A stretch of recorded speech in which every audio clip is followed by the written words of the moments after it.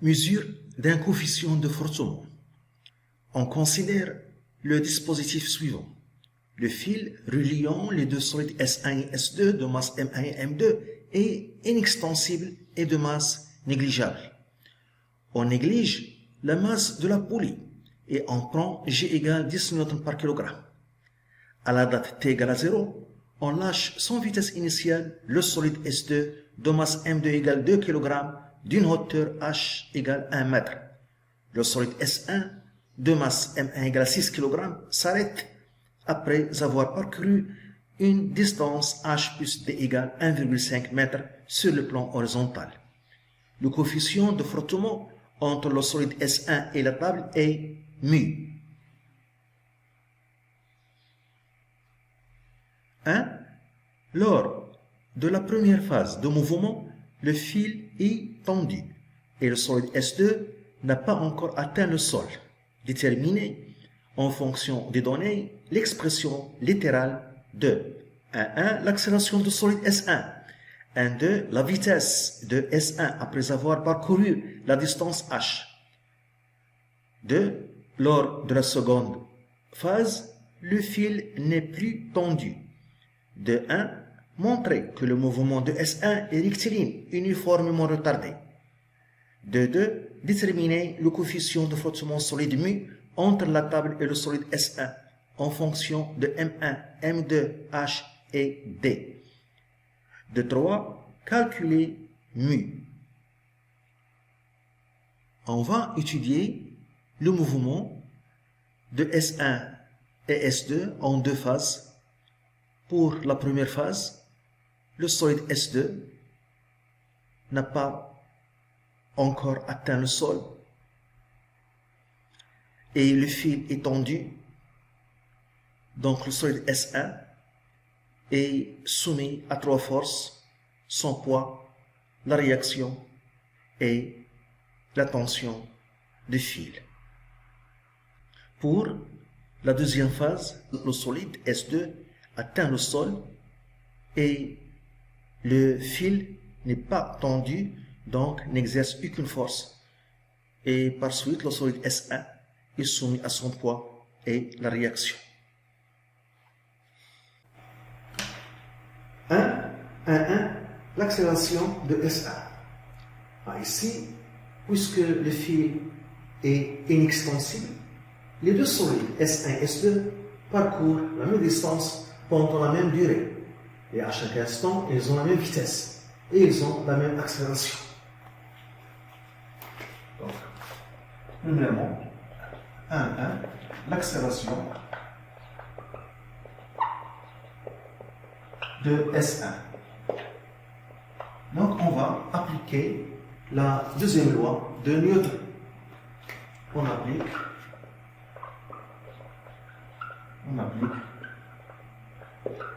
la deuxième loi de Newton pour S1. Le solide S1 est soumis à son poids P1, à traction de fil T1 et à la réaction R1 qu'on a décomposé ici en deux composantes, la composante R1 normale et la composante tangentielle RT qui représente la force de frottement. Donc on a la somme des forces extérieures est égale à NH. On a P1 plus T1 plus R1 est égal à N1AG pour le solide S1. On a décomposé la réaction R1 en R1 et RT. Donc P1 plus T1 plus Rn plus RT est égal à N1AG. On va projeter cette équation sur l'axe OX et après sur l'axe OY. À part projection sur l'axe OX. Donc on a P1X plus P1X plus Rnx plus Rtx est égal à M1 à x. Le vecteur force P1 est perpendiculaire à l'axe OX. Donc sa projection sur l'axe OX est égale à 0. R P1x, la force T1 se trouve sur l'axe X. Donc la projection dans toute la longueur de T1. Et T1 et I ont même sens. Donc T1x est positif. Donc c'est T plus Rnx. La force Rn, ou bien la composante Rn est perpendiculaire à l'axe OX. Donc c'est 0. Plus RT. RT se trouve sur l'axe X. La projection dans toute la longueur. Mais RT et I de sens opposé. Donc RTX est négatif. Donc c'est moins RT. RT, composante positive. Moins de la coordonnée RTX est égal à M1 à X. Donc ici T1.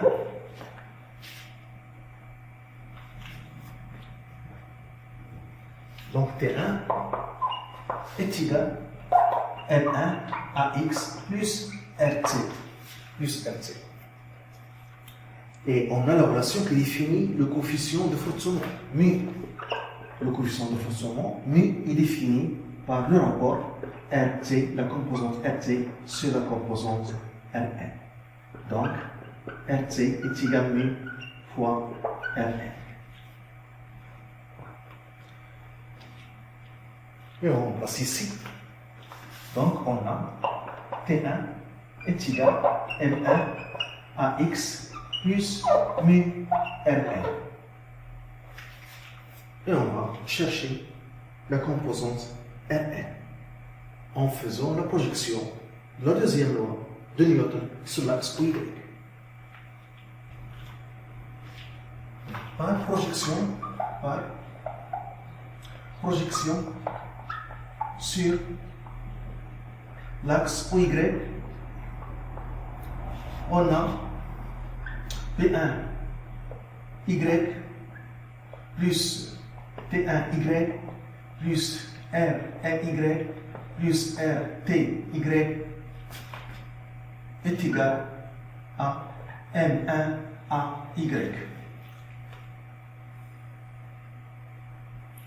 P1Y, la projection de P sur l'axe Y dans toute la longueur de P1, mais le vecteur force P1 et J de sens opposé. Donc c'est moins M1J plus T1Y. T1 est perpendiculaire à l'axe Y. Donc la coordonnée T1Y est égale à 0. Plus RNY. En projetant Rn sur l'axe OY, la projection dans toute la longueur Rn et J de même sens. Donc RNY est positif. Donc c'est égal à l'intensité Rn. Plus RT perpendiculaire à l'axe Y, sa projection est égale à 0. Est égale. Ici, M1 à Y. Le mouvement se fait suivant l'axe OX. Donc AY est égal à 0. Donc c'est 0. Donc on a Rn est égal à M1 fois J. Donc T1 est égal à M1 à X plus mu fois M1 fois J.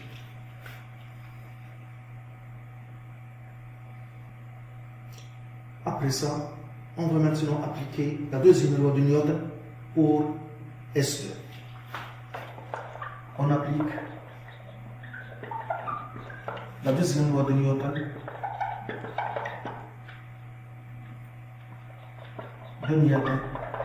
de Newton pour S2. Donc on a P2 plus T2 est égal à M2 à G. Donc le solide S2 est soumis à deux forces P2 et la tension de fil T2. Par projection,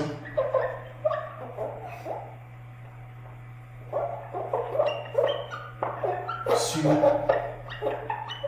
l'axe OZ, maintenant OZ, on a P2Z plus T2Z est égal à M2 à Z. P2Z, en projetant P2 sur l'axe OZ, la projection dans toute la longueur de P2, et puisque le vecteur force P2 est carré dans le même sens, donc P2Z est positif, donc c'est M2G plus T2Z, la projection dans toute la longueur de T2, mais le vecteur force T2 est carré dans le sens opposé, donc T2Z est négatif, donc c'est moins T2. Moins T2, moins de la coordonnée et T2, intensité positive.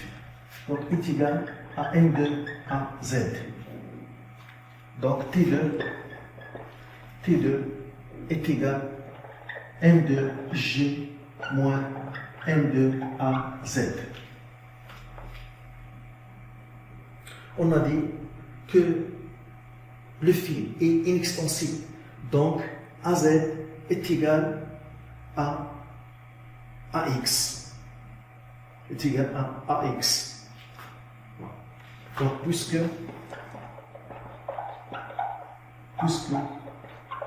le fil est inextensible, on a AX est égal à Z est égal à A. Est égal à A. L'accélération A. Et aussi, on a dit que la masse de la poule est négligeable et la masse de fil est négligeable. Donc, puisque la masse de la poule est négligeable et la masse de fil est négligeable, T2 est égal à T1. Et puisque les masses de la poulie et du fil sont négligeables, on a T1 est égal à T2. Donc, à partir de ces deux équations, on va obtenir l'expression de l'accélération A, qui est égal à X égale à AZ. Donc on a T1 est égal à M1 A plus mu M1 fois G. M1 fois G. Et T2 est égal à M2G moins M2A. T1 égale T2. Donc M1A plus mu M1G est égal à M2G moins M1A moins M2A. Donc M1A, je déplace moins M2A dans le premier membre plus M2A est égal à M2G, je déplace mu M1G dans le deuxième membre, moins mu M1G. Donc, un facteur de M1 plus M2 est égal à M2G moins mu M1G. Donc, l'accélération qu'on cherche a pour expression A égale M2 fois G moins mu M1 fois G sur M1 plus M2. Voilà.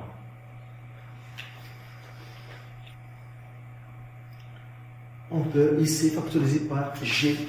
Donc A est égal à G facteur de M2 moins mu M1 sur M1 plus M2.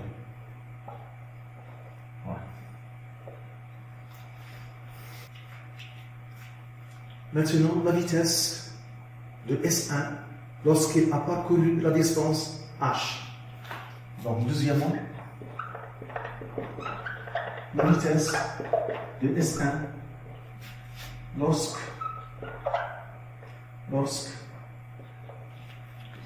il a parcouru la distance h au cours de la première phase. Donc ici, on a A est constante, l'accélération est constante. Donc le mouvement est rectiligne, uniformément varié. Et on va utiliser les équations horaires de ce mouvement. On a A est égal à une constante. Donc ici, K est constante, car M2 constante, M1 constante, mu constante, J constante. Donc A est constante. Donc le mouvement est rectiligne, uniformément varié. Et on va utiliser les équations horaires de ce mouvement. Les équations horaires de mouvement sont Vx est égal à x fois t plus V0x. X est égal à 1 demi à x t au carré plus V0x fois t plus x0. On a dans les données que le démarrage a été sans vitesse initiale à t égale à 0. Le solide S1 a été, ou bien le solide S2 a été lâché sans vitesse initiale. Donc V0x est égal à 0. Donc on a Vx est égal à x fois t. Ici je peux écrire x moins x0 est égal à 1 demi à x t au carré plus V0x, voilà, est égal à 0. Donc x moins x0 est égal à 1 demi à x t au carré. Donc cette distance h parcourue par S1 lors de la première phase, et la vitesse sera la vitesse qu'on va chercher à la fin de la première phase, lorsque le solide S1 a parcouru la distance h. Donc ici on a Vx est égal à x fois t, ici h est égal à 1 demi à x fois t au carré. Donc, je vais calculer t à partir de la première équation et je vais la remplacer dans la deuxième. Donc, t est égal à Vx sur ax. Donc h est égal à 1 demi à x fois Vx sur ax, le tout au carré, donc au carré. Donc on trouve h est égal à 1 demi Vx au carré sur ax. Donc la vitesse qu'on cherche, qui correspond à la distance h au carré, est égale à 2 à x fois h. Et ax c'est a. Donc Vx au carré est égal à 2 a fois h. Donc Vx est égal à la racine de 2 fois a fois h. Et je remplace a par son expression. Donc Vx, la vitesse Vx, à la fin de la première phase, lorsque le solide S1 a parcouru la distance h, c'est la racine de h, et a c'est g m2 moins mu m1 sur m1 plus m2. Voilà.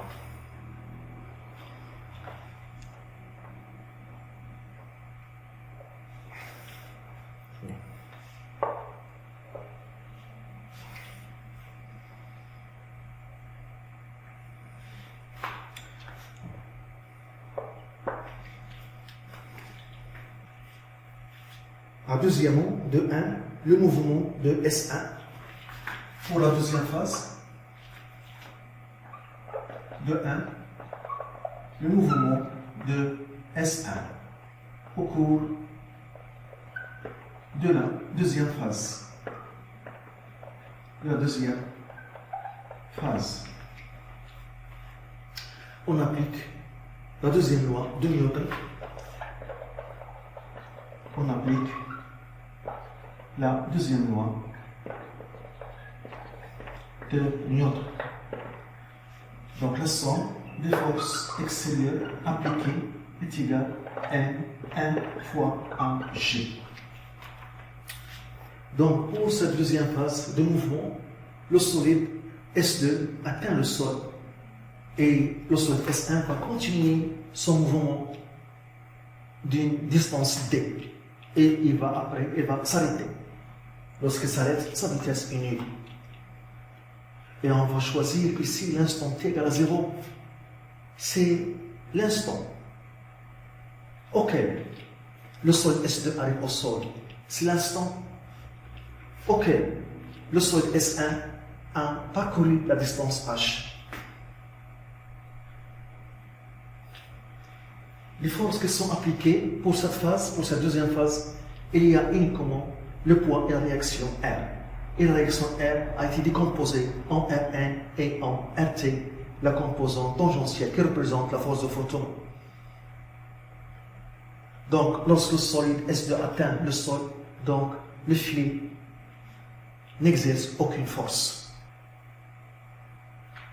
Donc, lorsque S2 atteint le sol, le fil n'est pas tendu, n'exerce aucune force sur S1. Donc c'est pourquoi je l'ai supprimé.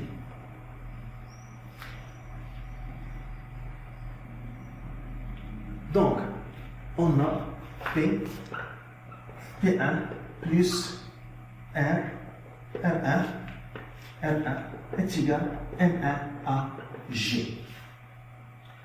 P1 plus R1 a été décomposé en Rn et Rt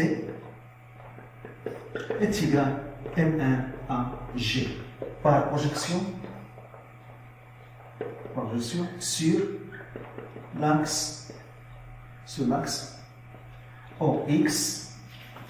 Donc on a P1x plus R1x plus RTx est égal à M1 à X.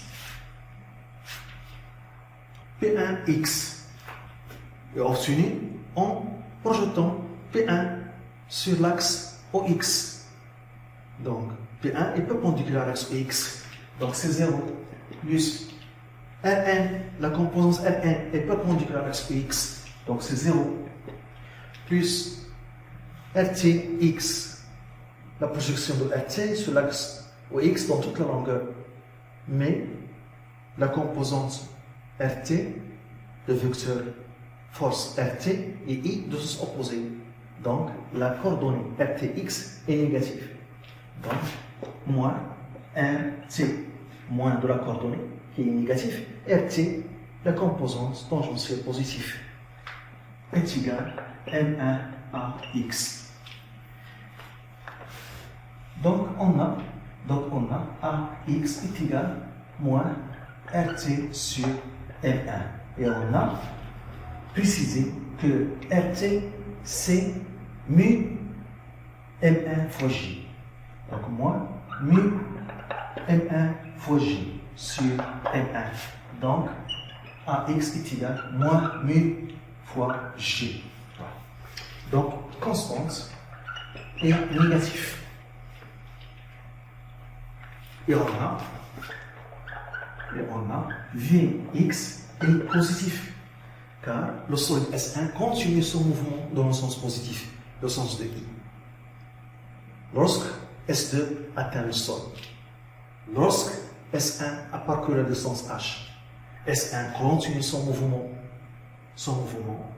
dans le sens de I. C'est pourquoi Vx est positif. Et après, il va s'arrêter à cause des frottements. Donc AX fois Vx est négatif. Donc le mouvement est rectiligne uniformément retardé. Donc le mouvement et rectiligne. Uniforme. Le compte. Voilà. Le coefficient de forcement, mais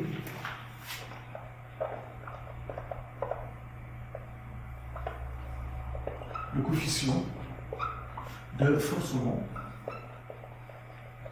mu. On va utiliser les équations horaires de ce mouvement. Donc on utilise les équations horaires de mouvement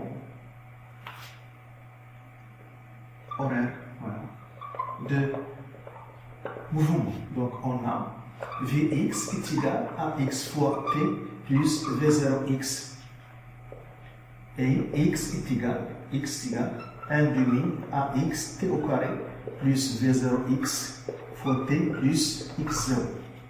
Donc V0x c'est la vitesse à l'instant t égale à 0 et x0 c'est l'abscisse à t égale à 0. Et on a ici changé le régime de temps.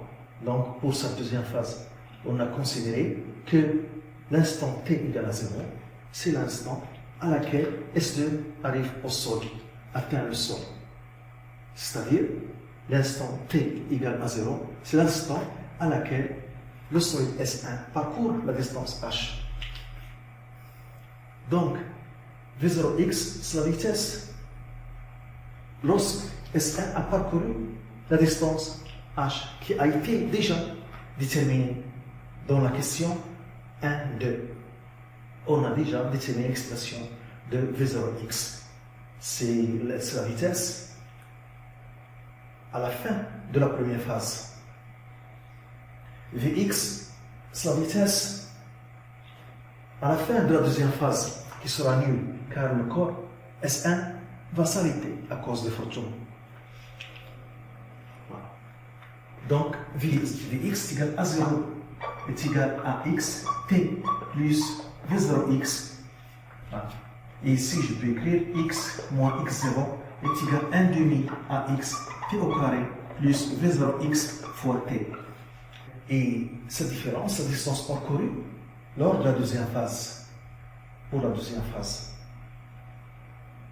T, c'est la durée de la deuxième phase. Donc, cette distance parcourue pour la deuxième phase, c'est d. Donc ici, la première équation, dont t est égal à moins V0x sur ax. Ici, on a d est égal à 1 demi à x t au carré plus V0x fois t. Et je remplace ici t par son expression. Donc d égale 1 demi à x t au carré d'un moins va disparaître, le signe va disparaître. Donc V0x au carré sur ax au carré plus moins V0x, voilà, fois ce rapport. Donc on aura ici V0x au carré sur ax. Donc on va trouver d égale, après simplification, ici on va simplifier par ax, et on trouve ici le même facteur, et on aura 1 demi moins 1, facteur de V0x au carré sur ax. Donc il donne moins V0x au carré sur 2ax. Voilà. Donc V0x au carré est égal, V0x au carré est égal moins 2ax fois d. Ax pour la deuxième phase, déjà déterminé, c'est moins mu fois g. Donc on trouve V0x au carré est égal à 2 mu fois g fois d. Ax est égal à moins mu fois g. Car ax est égal à moins mu fois g. Et j'utilise maintenant l'expression de V0x, la vitesse initiale, pour la deuxième phase et qui représente aussi la vitesse finale pour la première phase. Donc, on a l'expression C divisant X, son expression C2GH, facteur de M2 moins mu M1 sur M1 plus M2, voilà, qui est égal à 2 mu fois G fois B. Donc, à partir de cette égalité, on va déterminer l'expression de mu en fonction de M1, M2 et D et H. Donc, je continue ici. Donc après, avant ça, on va simplifier. On peut simplifier par 2G. On simplifie d'abord par 2G. Donc, on aura H facteur de M2 moins mu M1 sur M2 plus M1, ou bien M1 plus M2 est égal à mu fois B. Donc, je peux écrire. Je vais développer ici. Donc, on a H fois M2 sur M1 plus M2 moins mu M1 fois H sur M1 plus M2 est égal à mu fois B. J'ai mu ici et ici. Donc, je vais déplacer ce terme dans le deuxième nombre. Donc, H, M2 sur M1 plus M2 est égal à mu fois D plus mu M1 fois H sur M1 plus M2. Je factorise ici par mu. Donc, H, M2 sur M1 plus M2 est égal à mu facteur de D plus M1 fois H sur M2 plus M1 ou bien M1 plus M2. Voilà.